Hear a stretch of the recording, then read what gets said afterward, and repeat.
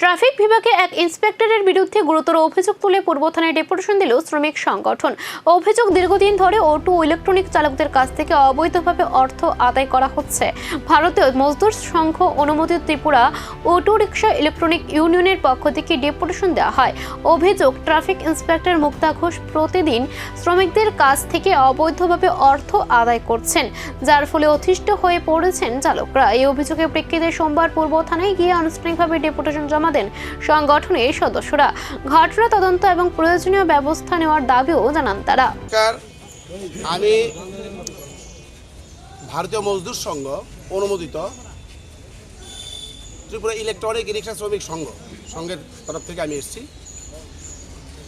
Motor stand, Agartala পুরানো motor stand যে in charge আছেন ট্রাফিক দপ্তর থেকে, উনি কি নাম, মুক্তা ঘোষ। ওনার বিরুদ্ধে আমি আরও একবারও এমন রাস্তা অবরোধ করছিলাম, এখনও তিনি শুধরায়নি। উনি গাড়ি দাঁড়াতে পারে না। আমার সঙ্গে এই পূর্ব থানার ওসির সঙ্গে আগের ওসি দিন ছিলেন, ওনার সঙ্গে কথা হয়েছিল, ঠিক আছে দাঁড়িয়ে শুধু নামাবে প্যাসেঞ্জার, এই সুযোগ দেবে। এখন সেই সুযোগটা দেয় না। উনি করেন কি, উনি গাড়ি দেখলই আটক, এবং বড় একটা তালা আছে জেনে গেছে, এটা মারার পরে এবার ওই চিপাত নেওয়া যায়, ফাইন দাও কতটা, 2000 3000 টাকা। ওই ছেলেরা বলে, আমার শ্রমিক বলে 2000 3000 লাগবে, কাগজ দেয় না। কোত্থেকে দেবে শ্রমিক, কোত্থেকে 2000 টাকা ফাইন দেবে?